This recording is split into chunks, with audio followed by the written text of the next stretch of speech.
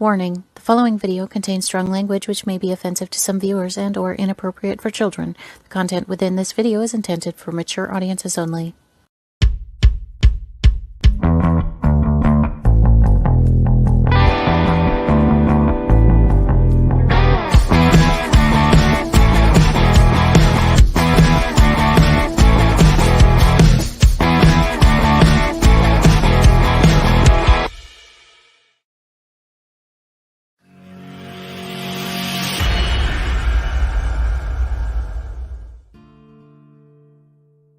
Welcome to Meet the Author, where you can join in on insightful conversations with best-selling and award-winning indie published authors.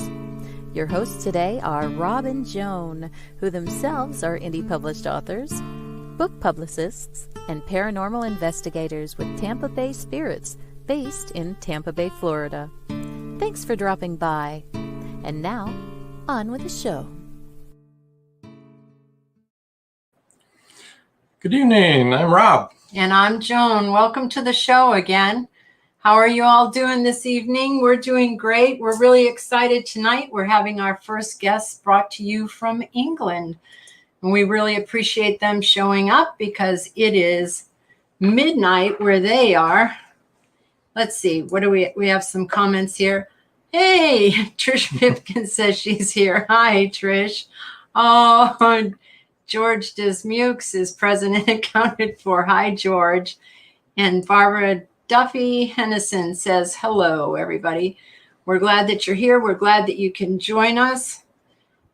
Those of you that watch the show regularly know that George was one of our authors early on.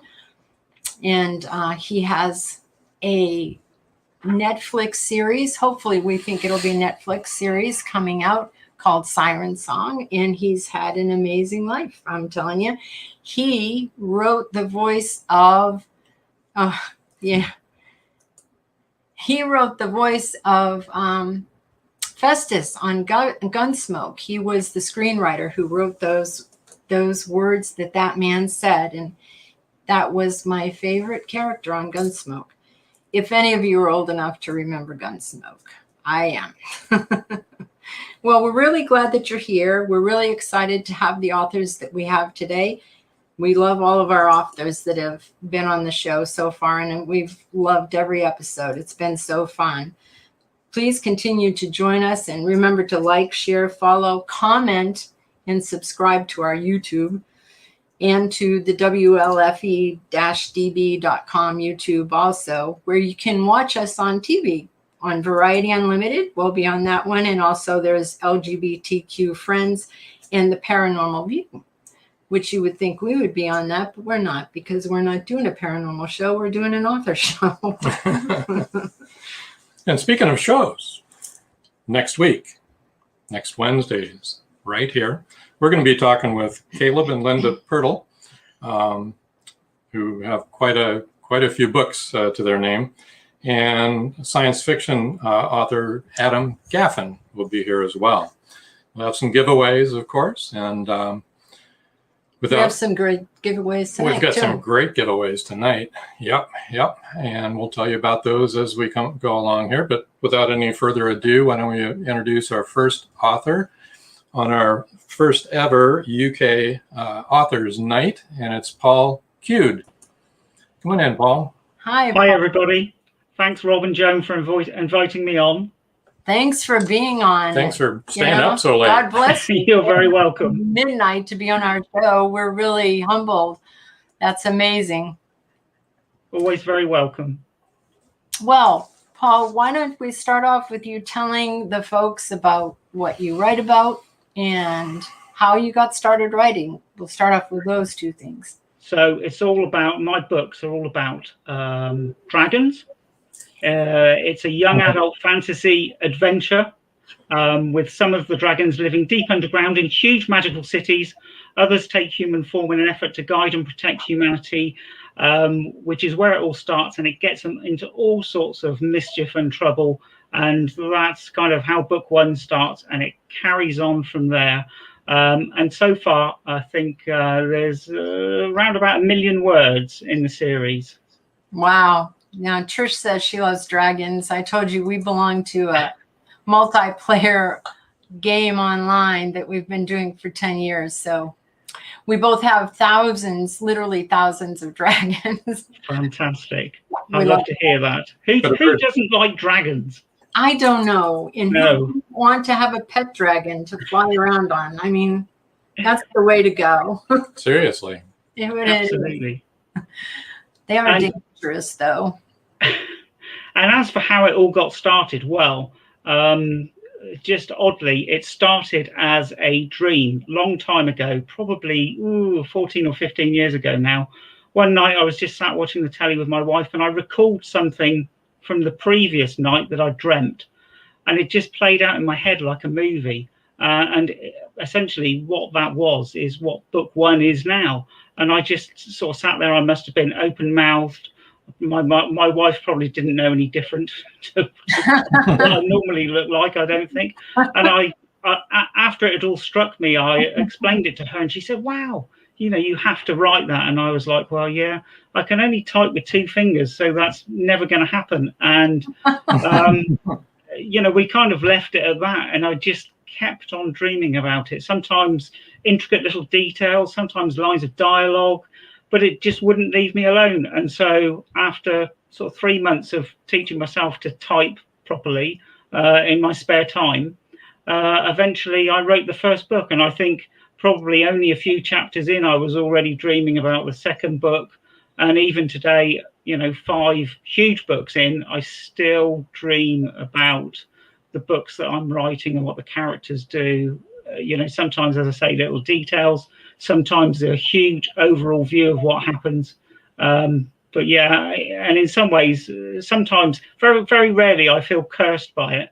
But most of the time, I feel very lucky that I can, you know, wake up with perhaps a plot, you know, a plot solved, or some sort of problem resolved inside all of it. I think all the other authors listening are probably jealous, unless they're the ones that get them from dreams too. I do not. No. I have to use blood, sweat, and tears. Well, there's still a lot of blood, sweat, and tears that goes into it. But so, you know, if I do get stuck, I would think, if I go to bed and it's the last thing I think about, I would think there's a very reasonable chance that I will dream about whatever it is I'm stuck on. That's really amazing. That's awesome. You're not the first author that has shared that, though. So I find that really interesting. I know I have things that I think about, you know, so I guess that's sort of like daydreaming. It'll come into my mind, oh, this would be good, you know, something like that. Yeah. And then I start playing it out in my head.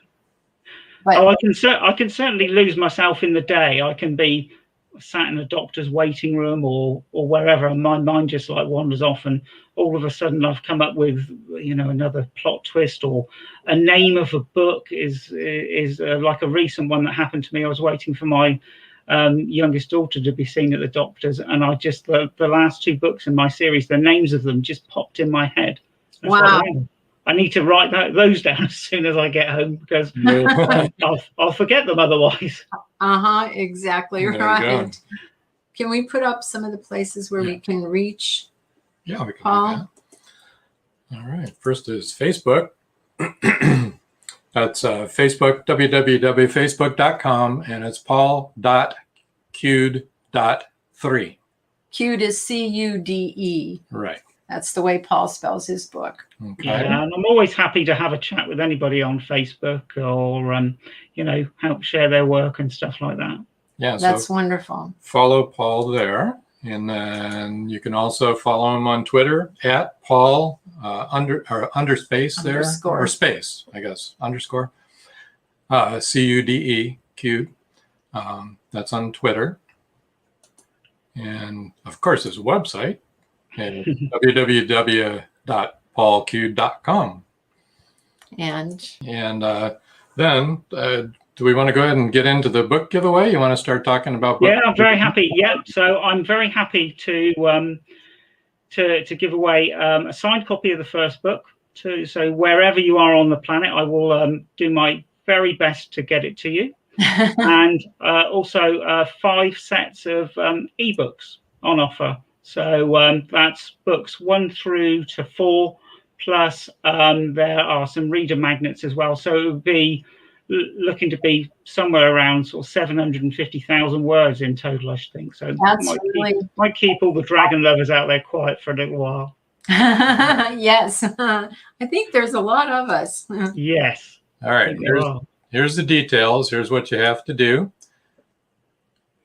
So it's the first person to email author@paulcude.com. That's his email. Will win the signed copy of the book, right? That's right, yeah. And the next 5, I will contact you tomorrow after I've had a little bit of sleep. And I shall make arrangements to email you the links to download the books.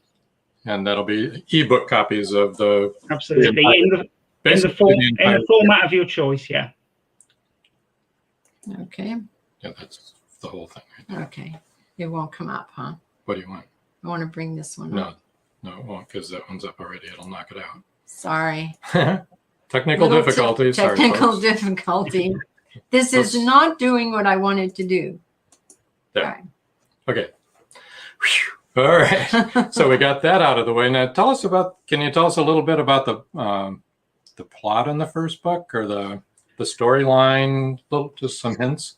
So, well, one of the things you learn about is the true story of the George and the Dragon. So I'm not going to say too much about that, but there's you kind of leap back in time, and it's not quite as one-sided as you might imagine. That's probably all I'll say about that. Essentially, as I say, some of the dragons, they take human form in an effort to guide and protect humanity. And one of them in particular gets caught up in a kind of despicable plot, if you like, through no fault of his own, and he's very naive, and he gets dragged further and further into it, and some of his friends try and come to his aid, quite unsuccessfully, and yeah, it all ends up going quite badly. During all of that time, you meet a mysterious stranger with some royal connections, a master mantra maker that has been alive for nearly 500 years, and it all resolves itself right at the very end with a little bit of help from nature, shall we say. That's probably all. I hate spoilers. Everybody tries to spoil books for me, so it's difficult for me to come on and sort of say, don't give it away. Don't give it away. Absolutely. But the plot, so the first book ends and the second one continues on from there, and you get to meet a dragon agent from the king that's nearly killed, and he manages to survive, although he loses something quite valuable in the process, and joins the tight-knit group of friends. And the plot from the first book, the threat, if you like, is still ever present. And it just continues on and on. And in the third book, Twisted Prophecy, the most fantastical rescue ever derives from just a normal meal out at an Indian restaurant. So that's believe you me, that's kind of worth reading. It sounds a little bit odd, but yes. And then in the fourth book, you get to meet the family from hell, and I'll probably say no more than that. And the fifth book was the hardest book I've ever written. It's 210,000 words, and when I say it's just non-stop action, I kid you not. That's all that it is. And that's a fiery farewell, right? A Fiery Farewell is the fifth book, yeah, and it literally is the events take place in only like 24 hours, but it's just non-stop action. And currently, I'm writing the sixth book in the series, which is going to be called Evil Endeavors, and that's not far away from being finished. And I plan to hopefully finish the seventh book in the series, which will be the final one, by the end of this year. Oh, people are going to be sad to hear that. Well, it's quite a lot to get your teeth into as well. There are, I think there are 3 reader magnets that are not short books, somewhere ranging between sort of 60 and 80,000 words. So there's those ones that if you sign up to my newsletter and stuff, you can download them for free. And those all fit into the White Dragon saga, if you like. One of them's a prequel of everything bad that happens and how it happens and the little twist of fate that kicks things off. There's another one that's the backstory of one of the characters. And there's my take on Christmas in Crisis, which is quite interesting. You get to meet Santa Claus herself. So I shall say no more than that. There you go. Oh, I think I'd like that. And what is your age appeal? What is your target audience? So personally, I've always classed it as young adult fantasy. I have readers as young as 10, maybe a little bit lower, but certainly 10-year-olds. I've got lots of 10-year-olds that get in touch and tell me, wow, they like it and they love all the plot and everything like that. But I would say I would get more adults than teenagers reading it. And, you know, if I hadn't written it and it was something I found, it would certainly be the thing that I would be reading. It's, you know, it's, if you read Harry Potter, Percy Jackson, it's that kind of thing. You can read this.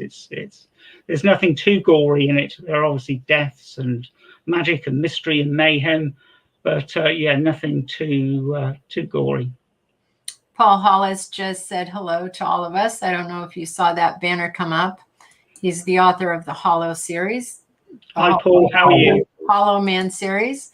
Yes. And he's a wonderful author also. And the amazing thing about his books, Trish has a question. Trish wants to know, are your books on Amazon? We know the They answer. are on Amazon. Yeah, they're available on Amazon, so you can buy them separately. There's also a box set. If you take a look at all the books and you think, oh, do you know what? I'd like to buy the first 4 together. You can get a box set and save yourself a little bit of money. But yeah, they're on Amazon and free to read on Kindle Unlimited. Yes, Kindle Unlimited. Paul says, great to put a face with the name. Yeah, nice to see you, Paul. Paul and Paul. Yeah, what I started to say about Paul Hollis is that his books are true. It's what he's lived. So, well, so are Paul's. Yeah. Yeah. I kind of wish they were. I wish I could. One of the characters is loosely based on me. I wouldn't tell you which one, but yes, wouldn't it be great to be able to change into a dragon? That would be fantastic. Oh my goodness. Yes, it would be. It would really be good. Or barring that, have a pet dragon. Yes, absolutely. So George and the Dragon, my mind kind of goes there. So anyway, like we said, no spoilers. We'll just let people read the books and figure it out for themselves. So that's really interesting to me. Did you not ever write when you were young? It just happened that one day when you were sitting on the sofa and this popped into your head? I kind of did. I can remember doing lots of writing when I was perhaps 9, 10, 11 at school and coming home and wanting to do writing. I was inspired by, as probably a lot of people of my age were, of the Star Wars movies. And I can remember writing lots of, I would sit there and write lots of stuff about Star Wars, and I would draw all the pictures of the droids and the spaceships and things like that. But I think when I got to, I think it was 11 or 12, I found my sport of choice, which is hockey, or field hockey as it would be known in the States. And unfortunately, to the detriment of everything else, that's all I wanted to do. So I just wanted to do that and play that all the time, which is what I did. So kind of everything else suffered, if you like. And as I say, it was only really, about 15 years ago that I had this just astounding dream. It just played out like a movie in my head. I could see everything. And it was like, wow, it just knocked my socks off. And as I say, I did my best to articulate it all to my wife. She was like, yeah, you have to write that. And then kind of here we are, a million or so words well, 1,000,000+ words later. It's a lot of words. Yes. Yeah, a lot of editing. A lot of editing. Oh, don't start me on it. I hate editing. How many times do you go back, or do you have someone do that? No, so my wife is, part of her job is as a professional editor. So she is my editor, but I loathe editing with an absolute passion. I fully understand the necessity of it, and I know that you have to do it properly and really take the time and put the time in to get it right. But that is, when I finish a book, so when I finished A Fiery Farewell, so that's 210,000 words. And, what generally happens is I sit there for about 20 minutes or so, and I'm absolutely ecstatic, just overjoyed. And you perhaps know the feeling that you get the minute, the second you put that full stop in there, that last sentence. It's just pure ecstasy. And then after 20 minutes, you kind of like drop off a cliff, and it's like, oh no, there's editing to be done. No, we have edited. And I think probably with A Fiery Farewell, I think myself, I probably must have gone through it 10 times. Yeah. You think, over 200,000 words, and you're trying to, look at every single word, every single full stop. Right.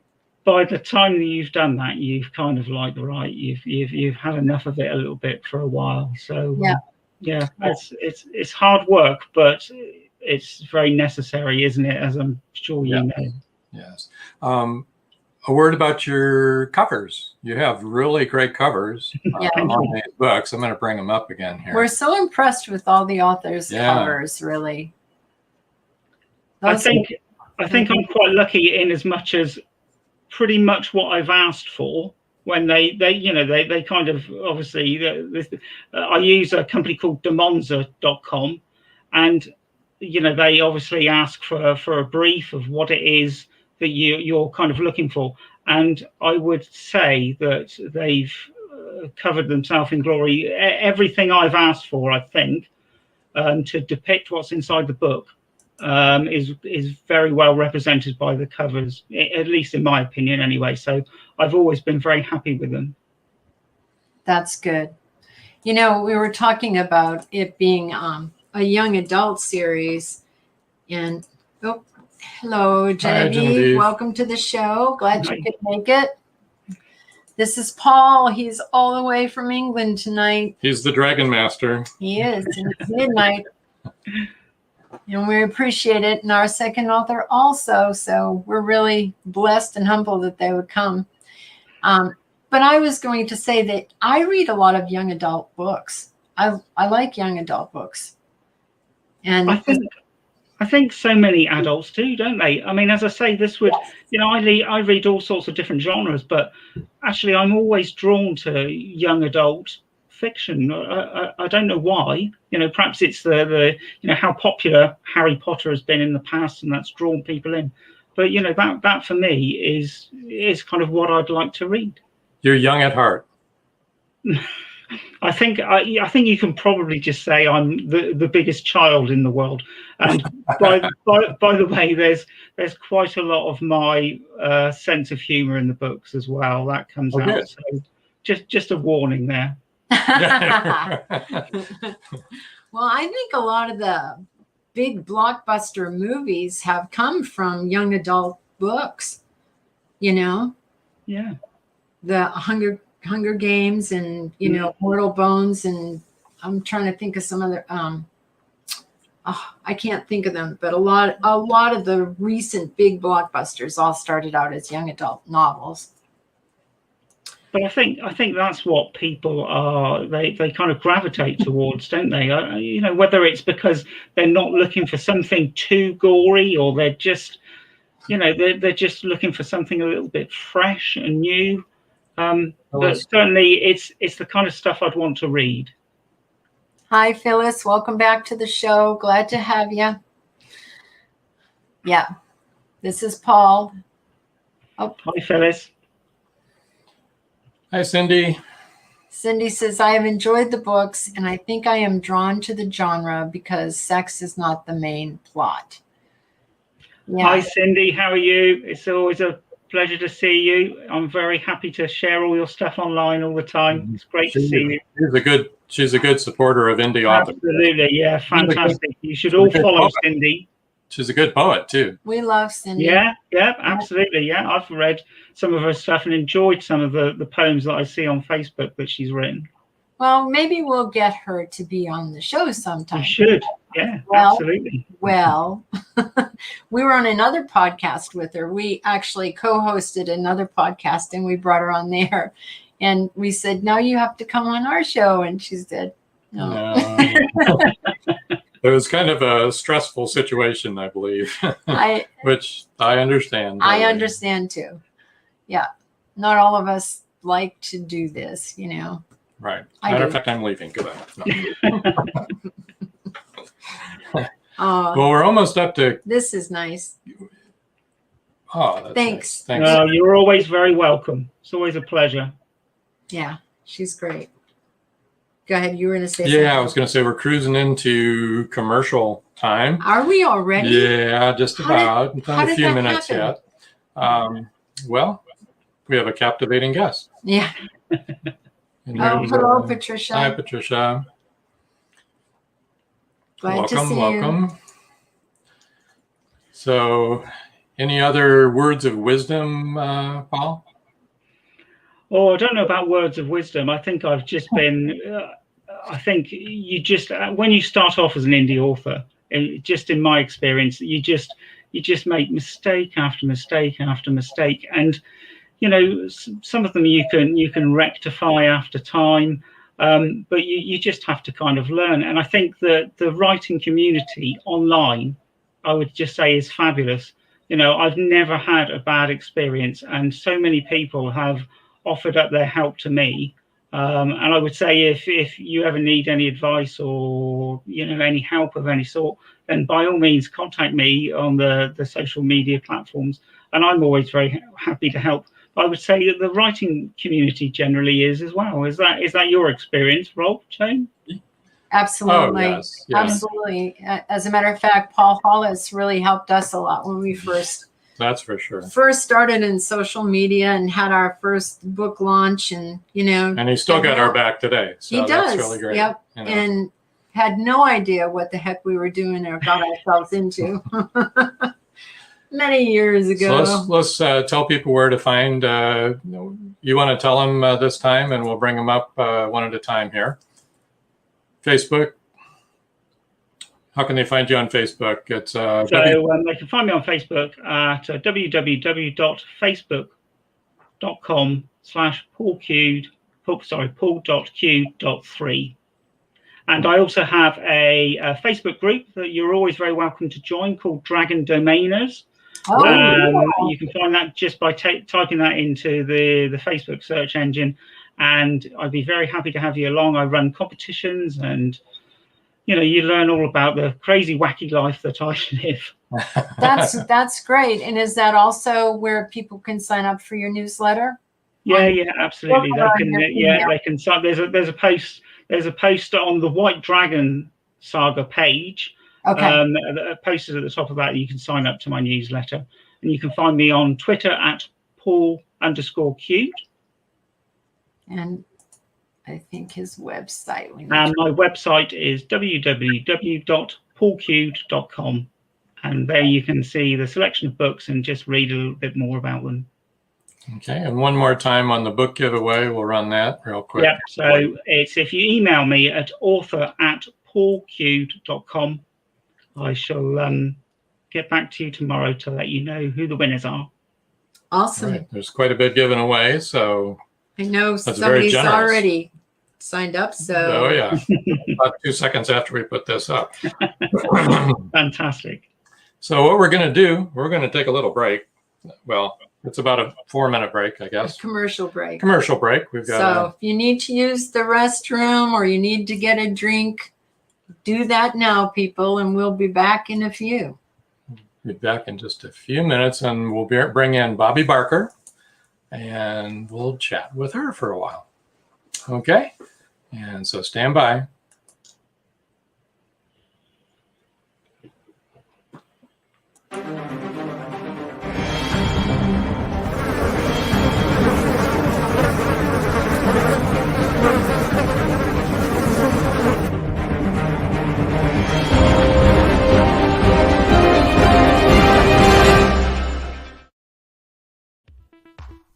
WLFE Digital Broadcast Network is on TV. You can watch all of our shows on WLFE-DB.com. Check out our channels. Paranormal View for all of your paranormal type shows. LGBTQ Friends for all of our LGBTQ shows. Variety Unlimited for all other shows. It runs 24/7 right on WLFE-DB.com. You'll even catch the lives, all in one place. Never miss an episode, past or future. WLFE-DB.com, where our shows are your shows. Search for your favorite shows like Where's My Sage, Inside the Drag Closet, Across the Pond, Everything Yet Nothing, Paratalk Radio, Step into the Paranormal, The Creepy Parlor, Just Cindy, and more.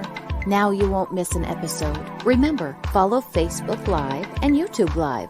Make sure you subscribe and follow your favorite WLFE-DB radio shows. You can find our shows where you listen to your favorite podcasts, like Spotify, Amazon Music, iHeartRadio, and more. WLFE-DB Radio is looking for podcasts to join our family. You don't have to fit any strict genre. We're a plethora of shows. If you're looking to jump on a growing network, then contact us at WLFEDBradio@gmail.com. Wow, Amazon Music just got a whole lot better. Your favorite shows from WLFE-DB Radio can now be found there. Yes, we are on Amazon Music, found under podcasts. Download the app, find podcasts, and search all of your favorite shows. Shows like Where's My Sage, Across the Pond, Everything Yet Nothing, Skeptical Help Bar, The Creepy Parlor, Just Cindy, and much more. Now you don't have to miss an episode ever. Amazon Music is WLFE-DB radiofied.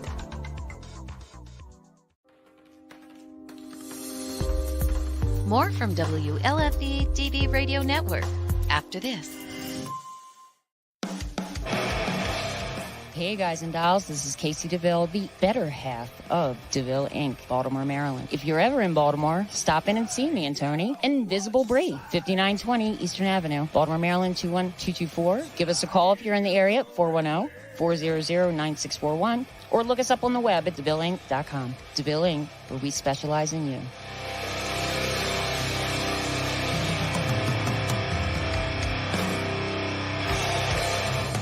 Oh, yeah. Life just got sweeter now that WLFE-DB has merchandise. Show your support by purchasing your t-shirts for WLFE, Paratalk Radio, Inside the Drag Closet, and more.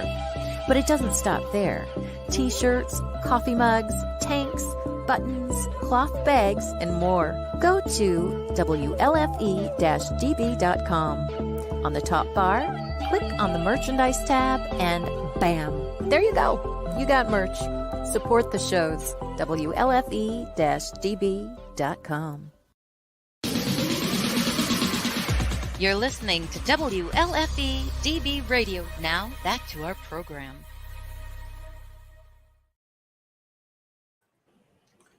Hi, Bobbie. Hello, Bobbie. Hi. Welcome. Still awake? Say good evening, but it's more good night. Good morning. Good morning. Good morning. That's a good one. Sorry to keep you up so late, but so glad that you were able to join us, Bobbie. It's okay. I can have a small lay-in the morning. It's fine. That's good. A couple of little comments we need to catch up with here. Cindy says, by the way, hello, everyone. I should have started with that. And glad to put a face to Paul CUDE. So, Cindy, do you know Bobbie? If not, Bobbie's Cindy. Flush. Yeah. Hi, Cindy. Cindy is an author also. She's a poet. Trish says, hello, Cindy. Oop. All right. All right. We got our whole business out of the way. Now, Bobbie, we'd really like you to tell us a little bit about yourself and how you started writing and what you write about. Okay. Well, I started writing around 6 years ago, I suppose it would be now. And it was just making me smile to myself when Paul was saying about the mistakes that you make in the very beginning. Yeah. It's like, oh, yes, that definitely happened. It still does to some degree. Yeah, I think it came from me. I mean, I remember my very first inkling that I might like to write. I was in London in about, I think it was 69, 70, and they did the Metropolitan Police did a help the police competition. It was for all the kids, basically, you know, I think up to the age of 12 or something like that. And you had a whole bunch of questions to fill in. And at the very end, there was an essay. So my friend and I did it all together, except the essay. And strangely enough, it was actually a crime story about a robbery. But I actually came third in London. Wow, congratulations. Which was, you know, quite amazing. I was quite happy. The prize was to go to spend 2 weeks in Canada with the Canadian Mounties. Oh my goodness. That was the first prize. The third prize that I got was a load of books on it. So yeah, I got to look at what it might be like, but never got to go. But yes, as I say, I mean, you can read about it. You can read about it. Yeah, I did. I wasn't envious at all that I didn't win and four other people went, but hey. But I think my inspiration came from my own personal background, and I think maybe, you know, I think Rob and Joan, you know, touched a little bit on this, and that was my childhood. I suffered a level of abuse, and then it went on into my adulthood with domestic violence, and it was, you know, there were some bad times. I mean, some have had it much worse. I know it's bad times, but somehow I feel really strongly. Somehow I came to it. I thought I really want to write, and it's sort of it's listening to Paul's, you know, about dragons and fantasy, and mine couldn't be further from that. But it's not, you know, it isn't all doom and gloom, because I believe that I'm a survivor of what happened to me, and I really believe that, you know, if I could, by talking about it, just help one person that, you know, still sitting at home, not able to go out, perhaps something terrible has happened to them, and, you know, they have no life. And it's that you're forced into this, you don't believe in yourself, you're rubbish, you know, you're like with me, I was told I was a terrible mother, and, you know, you almost begin to believe it, but you can get through that. And I think I found, you know, I'm very, very happy now. I'm been, you know, married for quite a long time. I have 4 girls and a stepson. Life is good, but I survived it, and I do believe people can. And I think my inspiration came from what happened to me. Although I do write pretty gruesome stories, which is, you know, you may think I should be the one writing about fantasies, but yeah, so really that's where my inspiration came from, writing, and also to have the opportunity, you know, you work, children, this, that, and the other, and I was lucky enough to be able to start writing full time about 4 years ago. So I have my little setup now, and, you know, I'm still learning. There's still always something new to learn. But that's really where it came from. And I feel very, very strongly, you know, people need to be survivors. They need to get to the stage where they, you know, they can say, I'm a survivor to what's happened to me. And, you know, you put your best foot forward. It's not easy. It's you know, it's taken me some time. But all I would say to those people out there who harm me is, you know, here I am, and you haven't succeeded, basically. So yes, I started writing, and you know, now I do it full time, and I absolutely love it. Wise words, Bobbie. You speak like the victor you are, is what Trish has to say. Oh, thank you, Trish. That's really kind of you. I'm not, you know, I'm not taking it away from anybody who hasn't been able to move on. You know, it is, you know, you have to find the strength, and that is not easy. It is not easy to do, but it is possible. This is probably a good place to mention that WLFE-DB is a designated safe space. And that means that if you are listening to any of our broadcasts on any of our programs on this radio station, you are in a safe space. You can say whatever you need to say. If you feel marginalized, if you need to talk to someone, if something has happened, you've been bullied, any one of the hosts is ready, willing, and able to listen. No one is a psychiatrist or any type of a clinician at all, but we are a safe space, and you can feel free. We'll listen. To talk. We'll listen. We're here for you. That's fantastic, because sometimes that's all somebody needs. Absolutely. Somebody to listen, someone to believe in them, and just help them along the way a little bit. Just talking is an amazing thing to do. Yes. Right. Yes, it is. And don't you think that perhaps writing was a good way for you to work out a lot of it too? I think, Yeah, I've heard this quite a lot, actually, that people that it's hard to say what you'd call it. It's not really a therapy as such, but it's just something that brings something out in you. And I think it gives you a self-belief. It certainly has me. It's made me feel really good about something, there was one time it's hard to believe it was about 30 years ago, but I remember saying to my partner, not at the time, that, I'd really love to write a book. And he just stood there, looked me up and down and just said, "Don't be so bloody stupid." And I just thought, Yikes. What am I thinking? How ridiculous, what am I even thinking of? And it's a bit like, hello, even if I only ever write just purely for pleasure, I've done that. So at least I can say I've achieved. And I do believe I've got a little saying up on my wall over there, and it says, "It's the greatest revenge is to achieve what others say you cannot." Yep. And I believe that may have been Mark Twain, but don't quote me on that. Tricia had a question. Bobbie, do you try to show with your characters how a person can break free? I believe I do. Yes, I believe there is some of that in there. It's in, without giving too much away of the storylines. It's I do love to see a winner, if that's the right word to use. Doesn't necessarily mean to say it will always end up that way, but yeah, I do believe I use it as a I don't know, maybe it's all part of the survival thing. Well, that whole control thing of telling you you're stupid, that's just a way to keep you controlled and not to achieve everything you can, because then that makes that person feel lesser. So, Absolutely. I mean, I was never, this particular person, I was never, I wasn't in love with him. After 4 months, I thought I have to find a way out of this. But the other emotion, fear, is terrible. It's a terrible emotion to have. And it took me a year to finally get rid of him. And I don't know if any of you've seen it. It wasn't quite as dramatic as this. I don't know if you've seen the film Sleeping with the Enemy. Yes. With Julia Roberts, where she, do you know that one, Paul?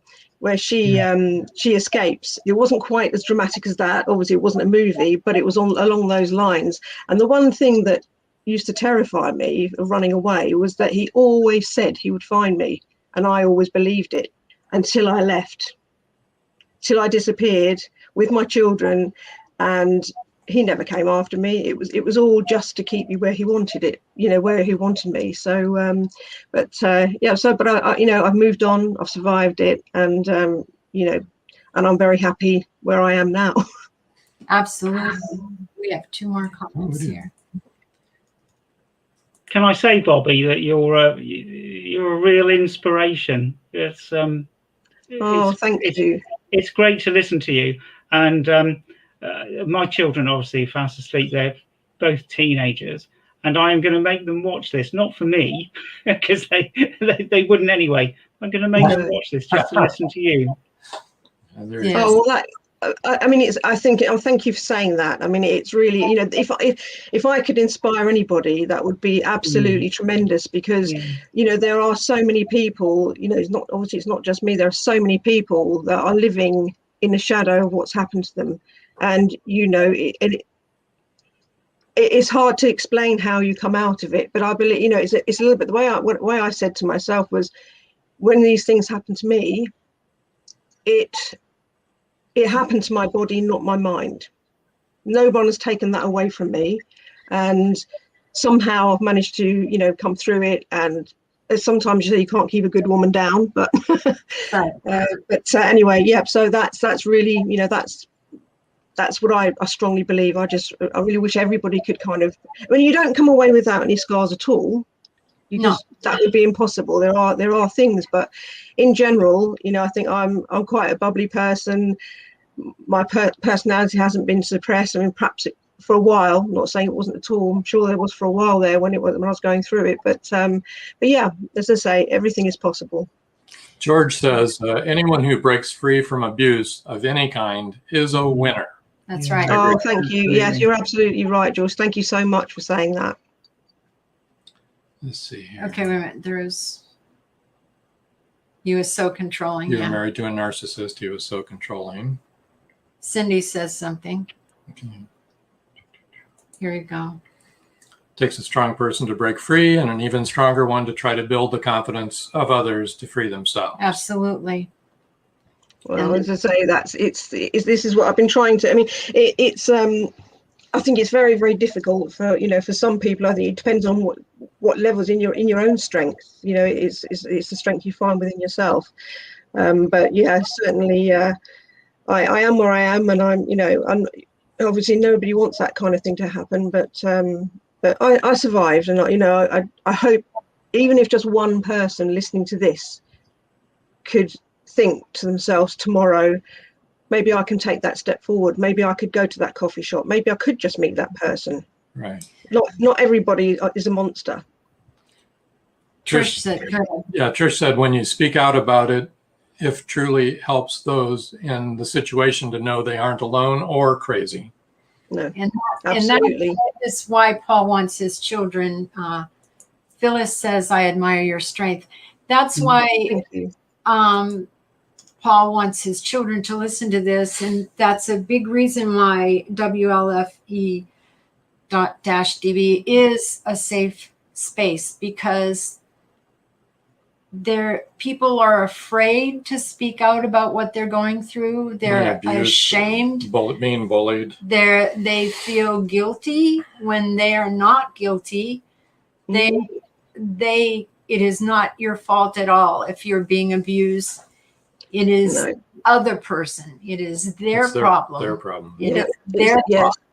It's their issue, and it's amazing how that shame. I mean, even with what happened to me as a child, it's the shame you feel, and you're different to everybody else, and you can't tell anybody. You're too scared to tell anybody. I mean, things have changed, and luckily, thank goodness, things have moved on. But that awful shame and that awful guilt is just beyond belief that it still goes on. And it does. It's very prevalent. I'm sorry. Yeah. This is an awesome conversation. I hate to turn the corner here, but maybe it's about time.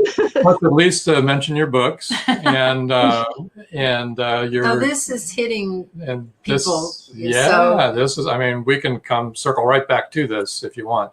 Oh no, that's fine. I just wanted to kind of get it out there. It's not a problem. It's wonderful, because I think this is really needed. Yeah, go ahead. The book giveaway is your Field of Glass. Now that's right. That's your first actual full-length novel, right? It is, yes. The other one you wrote was a screenplay, I think. Yeah, the first one I wrote was a screenplay. Then I've got two novels, and I'm adapting the screenplay because that really didn't work out the first time around. Here's Field of Glass. Yeah. Okay, and can we put up where she will send that out? We'll get that banner up there. Ready, set, go. Book giveaway. The first person to email bobbiebarker3@gmail.com will win a paperback copy of Field of Glass. Okay. All right.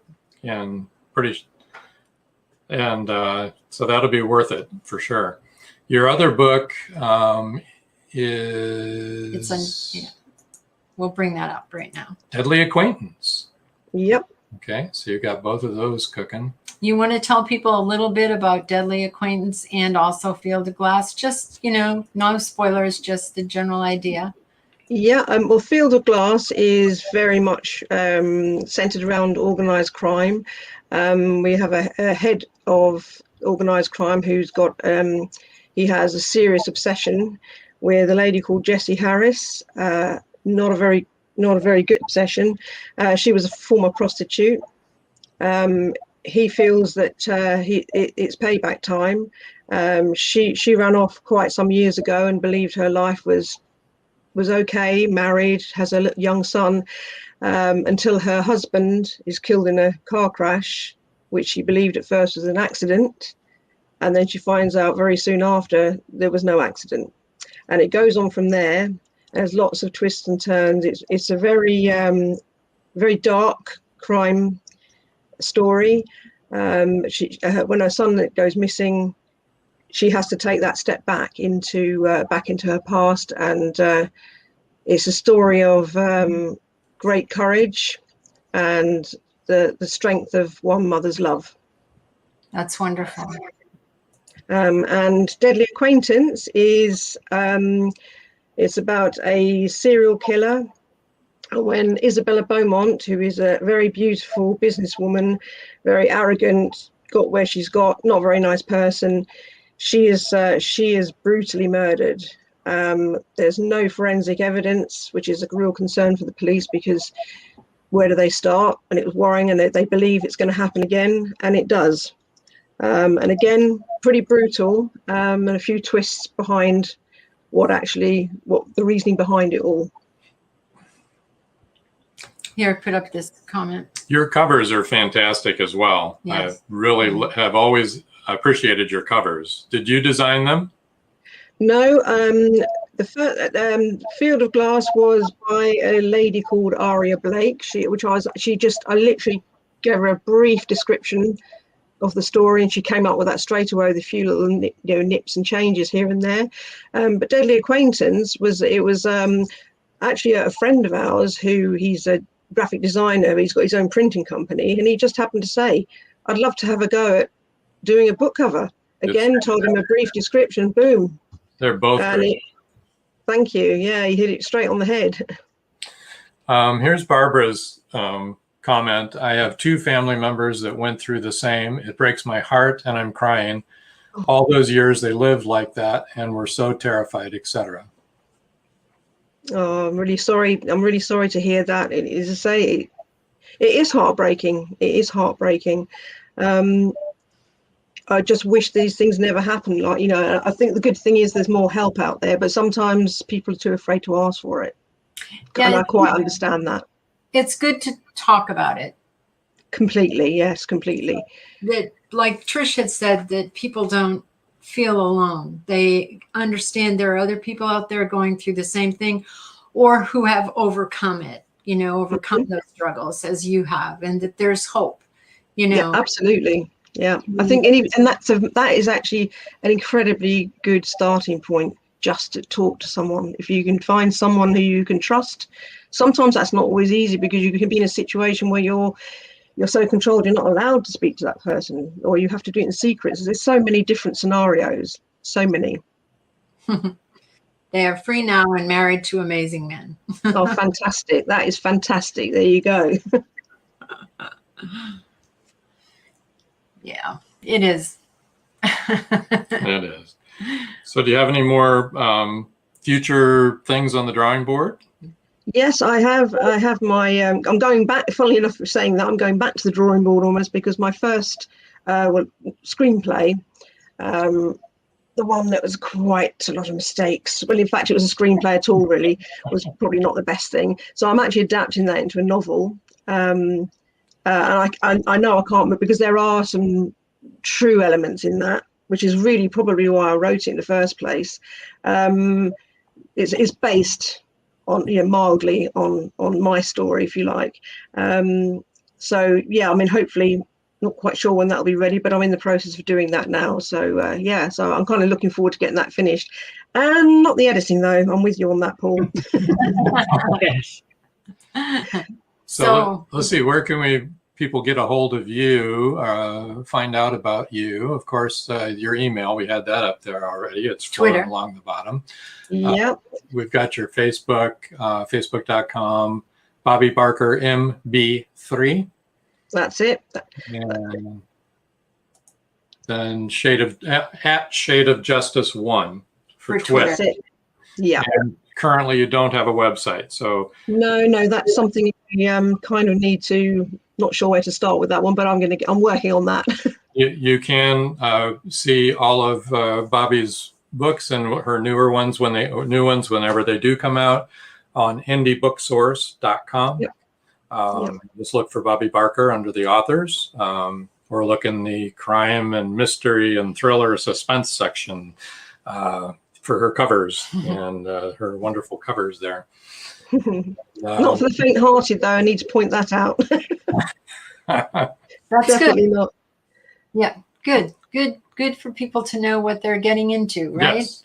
Right. Oh yes. And they can choose. Yeah. You could be a little bit shocked, possibly. There we go. But then if you like crime books, then you wouldn't be, obviously, you're not going to, if you like fairy tale stories, you wouldn't pick up one of my books. George has a question. Yeah, for George says, Bobbie, why not dive in and write about abuse and solutions? Well, that's actually a great idea. That maybe that will be something I could look to, because it would certainly be, I would love to help people that have been in the situation I was in previously. Yeah, more non-fiction type. Yes. Book, yes. Help book. Yeah. Well, Yes, you notice yes. how many comments came from so many different people here tonight about that situation. So that's a very good idea, George. And Yeah, definitely. It's something I could definitely put some thought to, for sure. yeah, especially since you obviously have a heart to share with people and let people know that they can overcome and they can succeed and life can go on. That they can be victors, not victims. And yes, 100%. I think that's the thing, is there's so many people that are remaining as victims, which is not their fault by any means at all, but it is possible to come out of it. And George says there are so many people out there who need help. There are. No, this is it's definitely food for thought, for sure. Yeah.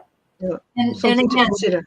That's why we are a safe space here, and that's something we'll be saying a lot on all of our shows, so that everybody knows that, can hear our voices, that you have a safe space here. Right. It's fantastic. Marginalized or for whatever reason. And hate has no home here either. So, which is all the same thing anyway. Yep. It's hatred. Yep. So, Paul and Bobbie, do you guys have any questions for each other? If you don't. So Bobbie, what do you find is the best way to get your book in front of your readers? Good question. Well, I think I just try. At the moment it's kind of mostly social media. I would say I'm still relatively new, even though it's been kind of 5 or 6 years. There's still, I'm learning all the time. So I'm just kind of putting it out there, trying to get it out there in any way I can. Do you kind of go out and do any events, any sort of signings anywhere or anything like that? I haven't done so far, but I know there's a lot more I can be doing. Yeah. What do you think about that, Paul, getting out to events and that sort of thing? So I suppose it took me a long time to start doing that.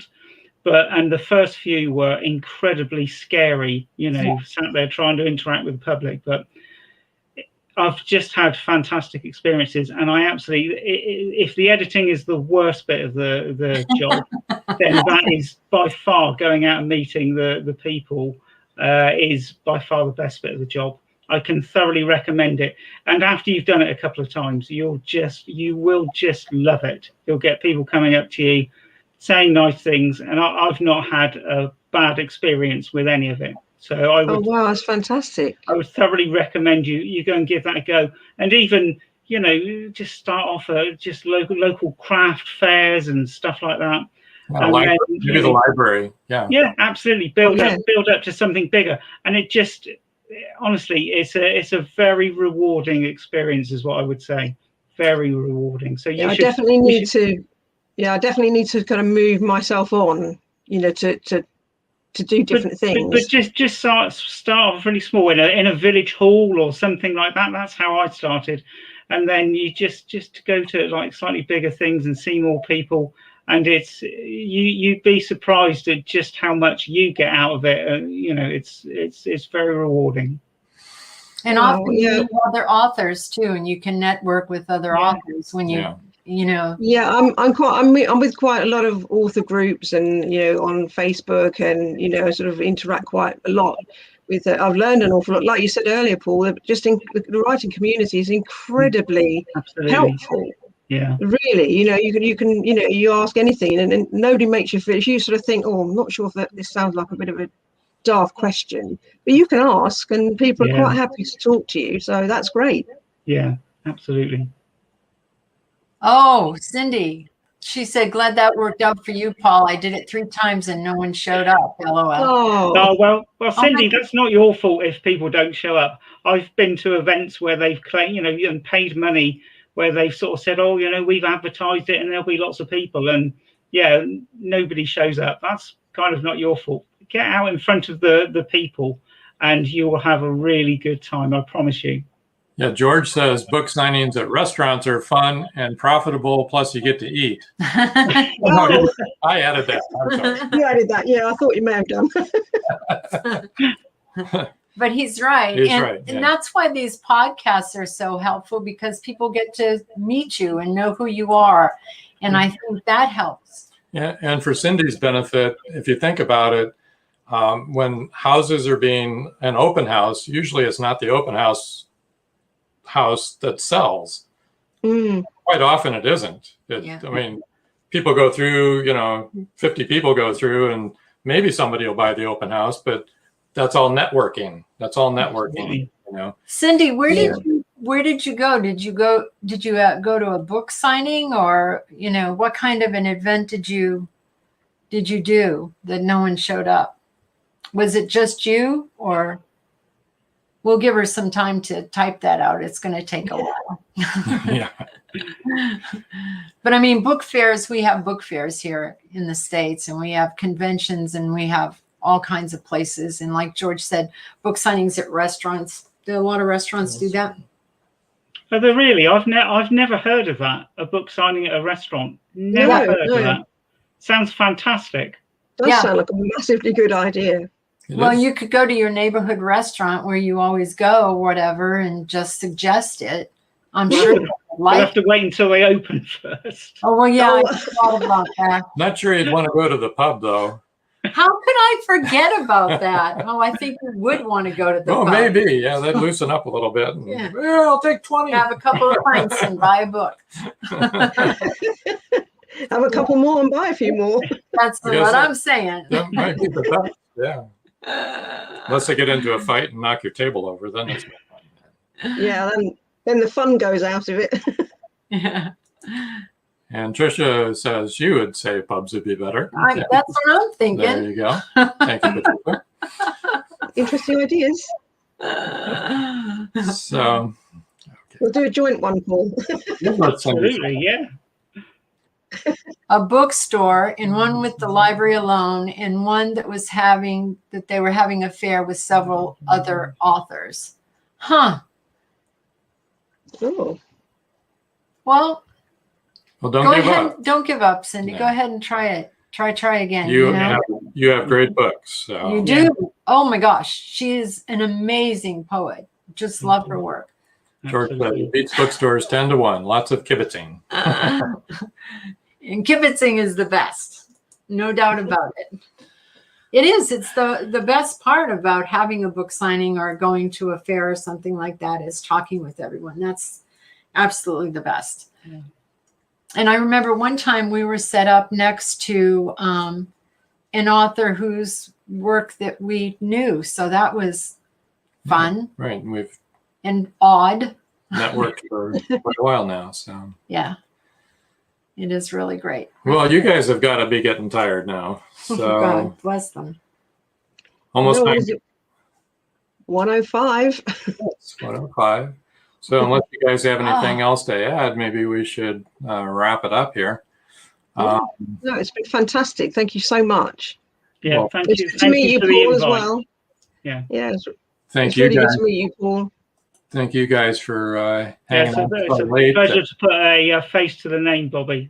I'm always, Yeah, always, definitely. always happy to share your work on social media. Yeah, it's sort of see yours and I'll be like, oh, there's Paul. I'm going to share that right now. I know. I think we certainly are a community, aren't we? We've known each other for years and shared each other's work for years, and it's been really great. We have 2 more comments that we can put up before we have to. Cindy said she did enjoy meeting the other local authors at the fair, so that's networking, and that's a good thing. And it's encouraging. Yeah. Yeah. Yeah. And Trish says, thank you so much for staying up with us. You're very welcome. Lindy Very said, welcome. it was very cool meeting you both. And Paul says, thank you, Bobbie, Paul, Joan, and Rob. You're welcome. Thanks. Oh, yeah, very Always a welcome. pleasure. Great show. George Enjoyed says, both great writers. show. Enjoyed Thank you, both George. writers. We did too, George. It was a good night. And Thank you. a lot of good stuff was said, and we appreciate you both very much. And our audience, thank you, audience. Thank you, Without audience. you, we'd be nothing. Yes, thank you, everybody, for being here. Absolutely. One more comment.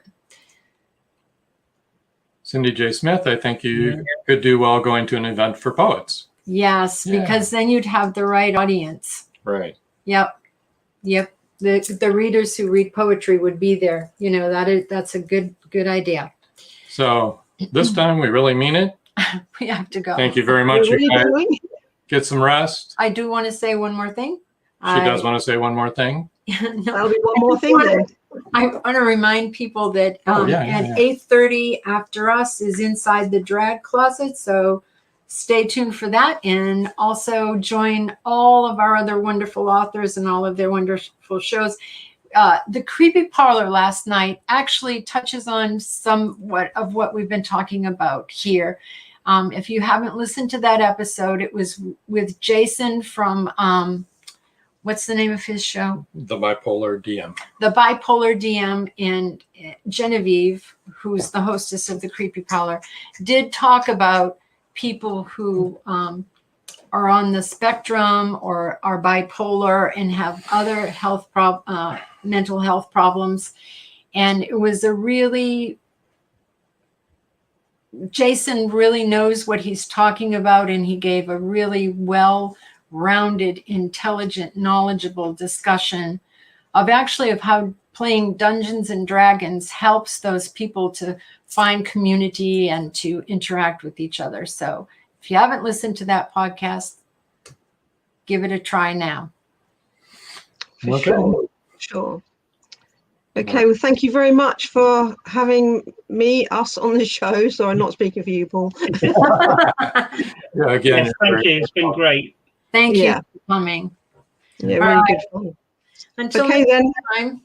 That's all, folks. Bye-bye. Okay. Thank you for joining us here on Meet the Author. Make sure you stay up to date with our show by clicking like, follow, and share. And you can find us on Spotify, iTunes, and more. See you next time on WLFE-DB.com.